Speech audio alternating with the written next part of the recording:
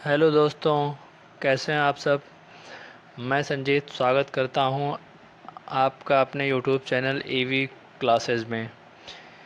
दोस्तों, यहां पर हम उत्तर प्रदेश स्पेशल को वन लाइनर के थ्रू कवर कर रहे हैं। वन लाइनर में मतलब कि अभी तक जो भी एग्ज़ाम हुए हैं इधर 10 ईयर में, चाहे वो यूपी ट्रिपल एससी के रहे हों, यूपी ट्रिपल एससी के रहे हों या यूपी पीसीएस के रहे हों, इसके अलावा जहाँ भी उत्तर प्रदेश के क्वेश्चन बने हैं उन क्वेश्चनों को हम लोग वन लाइनर के थ्रू कवर कर रहे हैं। तो दोस्तों, अभी हम वन लाइनर के थ्रू कवर कर रहे हैं। इसमें आपका ये आज पार्ट 1 है। इसके अलावा अन्य भी पार्ट आएंगे जब तक कि वन लाइनर हम पूरा कवर नहीं कर लेते हैं। इसके बाद में दोस्तों, जैसे ही वन लाइनर हमारा कवर हो जाएगा उसके बाद में हम उत्तर प्रदेश को क्रमबद्ध तरीके से पढ़ेंगे।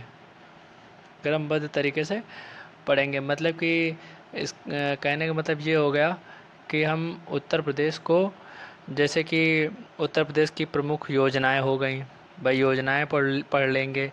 उसके बाद में उत्तर प्रदेश में जो भी आर्थिक गतिविधियां हैं, भौगोलिक स्थिति है, या फिर जलवायु है, मिट्टियां हैं, नदियां हैं, वन्य जीव हैं, कृषि, पशुपालन, उद्योग, जनजाति, सिंचाई, इस तरीके से मतलब कि सब कुछ हम एक एक क्लास के थ्रू कवर करते रहेंगे।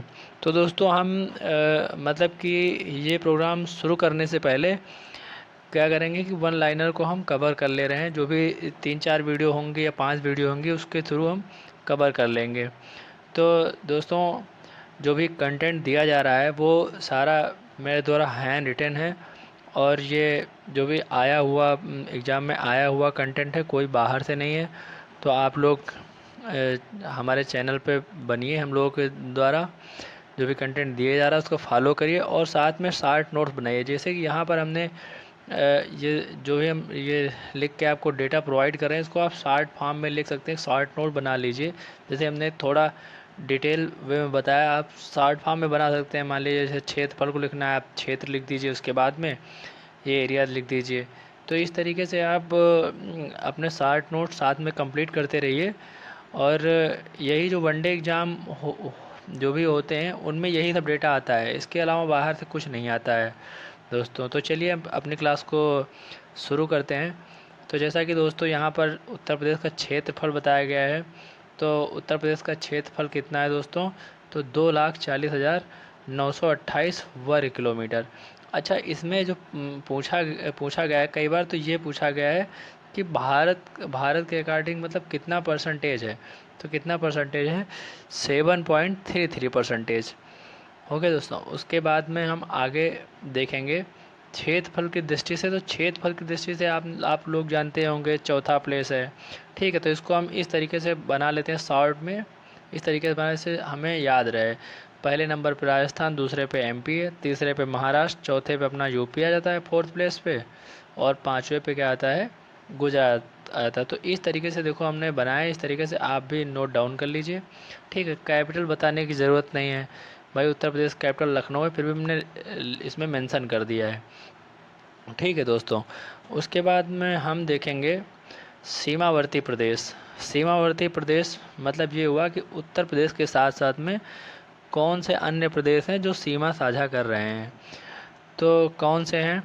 तो हम देखेंगे यूके। हमने यहाँ पर दोस्तों शॉर्ट फॉर्म में लिखा है, आप भी ऐसे शॉर्ट फॉर्म में लिख सकते हैं, कोई दिक्कत नहीं है समझने के लिए। तो यूके मतलब उत्तराखंड हो गया, हिमाचल प्रदेश हो गया, हरियाणा हो गया, राजस्थान हो गया आपका, उसके बाद में मध्य प्रदेश, छत्तीसगढ़, बिहार, झारखंड।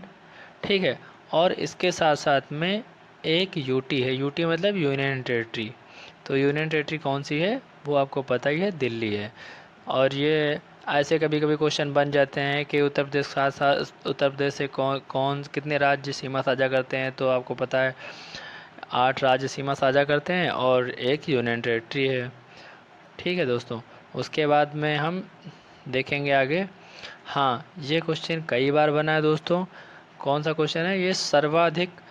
सर्वाधिक राज्य स्पर्श जिला, मतलब कौन सा ऐसा उत्तर प्रदेश का ज़िला है जो सर्वाधिक राज्य के साथ में अपनी सीमा साझा करता है? तो इसमें कौन सा है? सोनभद्र है। कितने राज्यों के साथ में, ये भी क्वेश्चन बना है कि कितने राज्यों के साथ में सीमा साझा करता है? तो दोस्तों 4 राज्यों के साथ में सीमा साझा करता है। वो कौन कौन से राज्य हैं? तो बिहार हो गया, बिहार के बाद में झारखंड हो गया, छत्तीसगढ़, मध्य प्रदेश। देखो हमने छोटे से मैप के थ्रू बनाया भी है। इस तरीके से आप भी मैप बना सकते हैं। ऐसे छोटा सा शॉर्ट नोट्स बना रहे हैं, उसमें ऐसे आप मैप बना देंगे तो आपको समझने में आसानी रहेगी। आप देखेंगे बिहार, झारखंड, छत्तीसगढ़ और एमपी मतलब मध्य प्रदेश। और सीमावर्ती देश कौन सा है? सीमावर्ती देश एक ही है, वो है नेपाल। उसके बाद दोस्तों हम आगे बढ़ेंगे, देखेंगे देश में प्रथम स्थान। इस तरीके से भी कई बार क्वेश्चन बने हैं दोस्तों। तो ये आपका करेंट डेटा है, मतलब कि देश में क्या चीज़ें हैं जो मतलब उत्तर प्रदेश में कौन सी चीज़ें हैं कि जो देश में प्रथम प्रथम स्थान दिलाता है उत्तर प्रदेश को।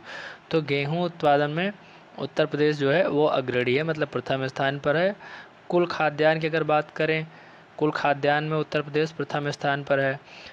और उसके बाद में कुल सब्जियों में प्रथम स्थान पर है। कुल बागानी उत्पादन में प्रथम स्थान पर है। ये ओ का मतलब उत्पादन हुआ, उत्पादन, ठीक है। उसके बाद में हम यहाँ पर देखेंगे आलू उत्पादन में, आलू उत्पादन में उत्तर प्रदेश प्रथम स्थान पर है। आम उत्पादन में प्रथम स्थान पर है।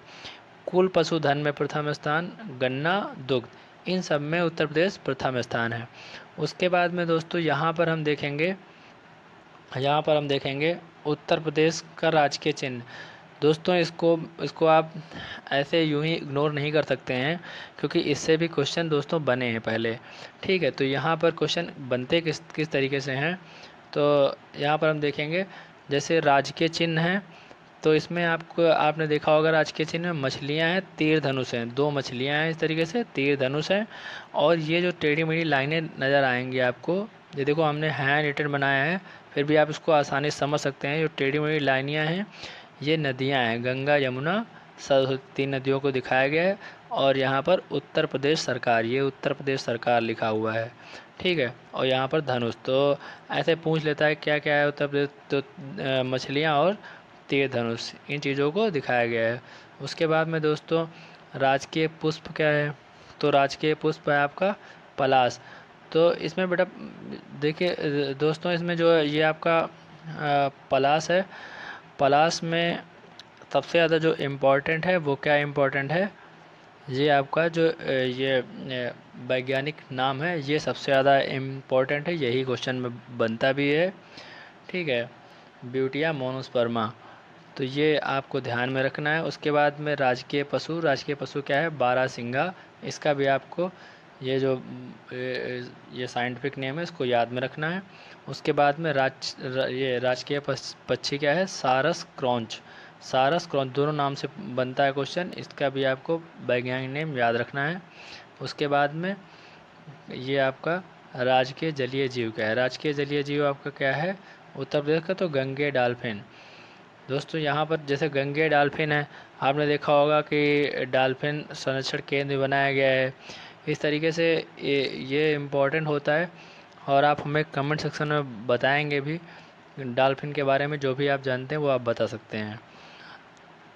और उत्तर प्रदेश दिवस कब मनाया जाता है? तो ये 24 जनवरी को। और राजकीय भाषा कौन कौन सी हैं? हिंदी है और उर्दू है। उसके बाद में अच्छा, यहाँ पर आप लोगों को ये बताना है कि जो उर्दू भाषा है, जो राजकीय उर्दू भाषा है, ये कब से राजकीय भाषा लागू की गई उत्तर प्रदेश में, ये चीज़ आप लोगों को बताना है। उसके बाद में हम आगे हम देखेंगे तो यहाँ पर हम देखेंगे स्त्री पुरुष अनुपात कितना है। ये जो डेटा दिया गया है दोस्तों, ये जो डेटा दिया गया है ये 2011 के जनगणना के थ्रू दिया गया है, सेंसस 2011।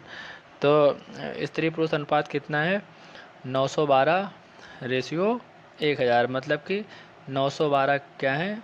912 आपकी स्त्री है और ये आपकी जनसंख्या ये क्या है? पुरुष। तो ये अनुपात है। उसके बाद में जनसंख्या घनत्व कितना है? जनसंख्या घनत्व है 829 प्रति वर्ग किलोमीटर, मतलब कि जो प्रति वर्ग किलोमीटर है उसमें कितने लोग निवास करते हैं, तो 829 लोग। उसके बाद में दोस्तों हम आगे बढ़ेंगे, आगे देखेंगे हम जनसंख्या 10 की वृद्धि दर।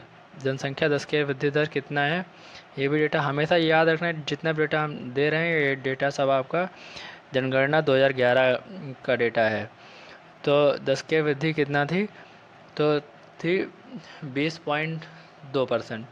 उसके बाद में शहरी जनसंख्या, यहाँ पर आप लोगों को ध्यान रखना है ये जो डेटा दिया गया है ये इम्पोर्टेंट नहीं है, क्योंकि ये डेटा कभी नहीं पूछा जाता है, परसेंटेज का पूछा जाता है। जब भी पूछा जाता है तो जो शहरी जनसंख्या है वो कितना है, उसके बाद में ग्रामीण जनसंख्या, तो ये जनसंख्या जो नंबर है नहीं पूछा जाएगा, परसेंटेज पूछा जाता है कि कितना परसेंटेज है। तो हम देखेंगे शहरी जनसंख्या कितना है, वो 22.3% है और ग्रामीण जनसंख्या 70.7% है।